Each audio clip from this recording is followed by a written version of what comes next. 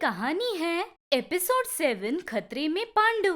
इसके पहले के एपिसोड्स में पांडु को ढूंढने गए राम और गैंग को पांडु को किडनैप करने वाला कौवा राजू है ये पता चलना, उससे राम के पास जो मैजिकल अंगूठी थी उससे सभी को चकमा देकर घर निकल जाते हैं वे। दूसरी तरफ जंगल के गुफा में एक तांत्रिक उसी अंगूठी के लिए किसी की भी बलि चढ़ाने के लिए तैयार था, ये हमने देखा। और उसी दिन रात को पांडु उस अंगूठी को पहन लेता है।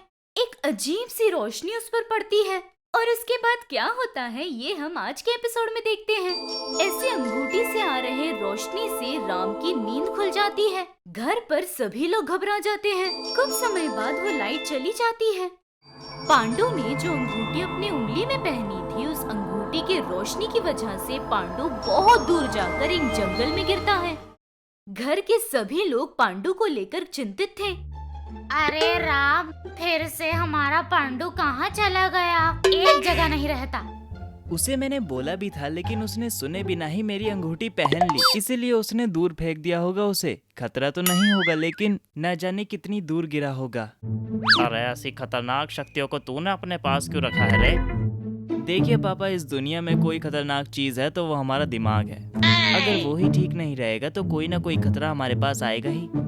आप बिल्कुल मत घबराइए, मैं उसे ढूंढ लूंगा। ऐसे बोलकर वो भरोसा दिलाता है। दूसरी तरफ अंगूठी की शक्तियों की वजह से पांडु जंगल में जाकर गिरता है।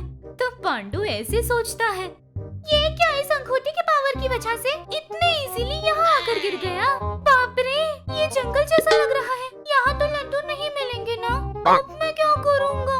वैसे भी मेरे हाथ में मैजिकल रिंग है ना, इससे पूछता हूँ लड्डू देने के लिए। ऐसे सोचकर उस अंगूठी को 1000 लड्डू देने कहता है। वो तुरंत ही वहाँ सारे लड्डू प्रकट कर देती है। पांडु जल्दी से वो लड्डू खाते हुए वहीं बैठ जाता है। आहा, इतने स्वादिष्ट लड्डू तो कोई दुकान में नहीं मिलेंगे। ऊपर से मेरी माँ के हाथ के लड्डू भी इतने स्वादिष्ट नहीं बनते। ऐसे 2-2 लड्डू एक साथ खाता है पांडु। और दूसरी तरफ उस तांत्रिक की गुफा में एक जादुई तालाब में पानी नहीं होता, लेकिन उसमें अचानक से पानी भरकर उसमें एक मछली घूमती है। वही संकेत है ये सोचकर वो तांत्रिक ऐसे सोचता है, आ गई है, इशारा मिल गया। वो अंगूठी मेरे वश में आने वाली है। मेरे जादुई तालाब में पानी आ गया है, उसमें मछली जीवित है। महाशक्ति चांडा मेरी इच्छा को मेरे करीब भेज दिया है क्या? ऐसे बहुत खुश होता है।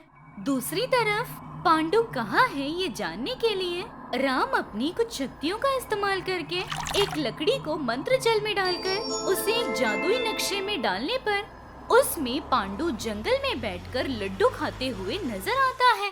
ये उस अंगूठी से लड्डू मंगवा कर खा रहा है। अगर इसके सामने भगवान भी आ जाए तो ये तो उनसे भी लड्डू ही मांगेगा। क्या लड्डू के पीछे पागलपन है ये? ऐसे राम सोचता है। उतने में पवन आकर ऐसे पूछता है, राम, हमारा पांडु कहाँ है? कैसा है, कुछ पता चला क्या? हाँ, अच्छे से पता चल गया। अभी इसी मंत्र दर्पण में देखा मैंने। आराम से जंगल में बैठकर मेरी अंगूठी से लड्डू मंगवा कर खा रहा है। क्या बोला? ये जंगल में भी वही कर रहा है। ऐसे बोलकर दोनों मिलकर पांडु को ले आने के लिए जाते हैं। दूसरी तरफ गुफा में तांत्रिक जादुई तालाब के पास आकर ऐसे कहता है, मेरे जादुई तालाब, वो जादुई अंगूठी मेरे नजदीक ही है, ऐसा संकेत दिया तूने। अभी वो कहाँ पर है, किसके पास है? ऐसे पूछते ही वो जादुई तालाब अपने पानी के रिफ्लेक्शन में जंगल में बैठकर आराम से लड्डू खा रहे पांडु को दिखाती है। वो दृश्य देखकर तांत्रिक ऐसे सोचता है, क्या वो जादुई अंगूठी इस भुक्कड़ के पास है? तो फिर जाकर मैं तुरंत ही उसे अपना बना लूंगा। ऐसे पांडु की तरफ जाता है वो। दूसरी तरफ रामू और पवन भी पांडु के लिए उसी जंगल में आते हैं।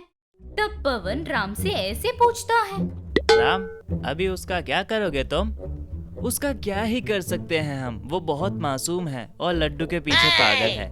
उसे समझा बुझाकर अंगूठी लेने के सिवा और कोई ऑप्शन भी तो नहीं है ना। ऐसे बात करते हुए जाते हैं। उनके पहुंचने से पहले वहाँ पर तांत्रिक पहुंच जाता है। अबे ओ भुक्कड़ कहीं के, चुपचाप से वो अंगूठी मुझे देकर इस जंगल से चला जा।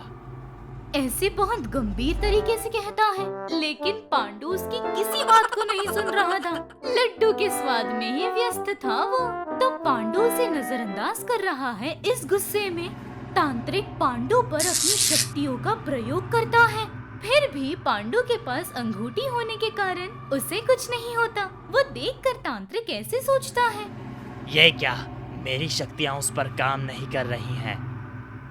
इसका कारण उसके पास वो जादुई अंगूठी है क्या? चाहे जो हो जाए, वो कैसे भी मुझे मिलनी ही चाहिए।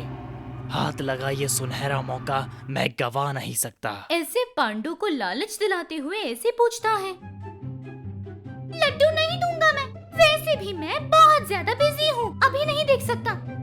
ऐसा नहीं है बेटा, तेरे लड्डू मुझे नहीं चाहिए, लेकिन एक बार मेरी तरफ मुंह करके मेरी बात सुन लो। इससे भी ज्यादा लड्डुएं मैं तुम्हें ला कर दूंगा।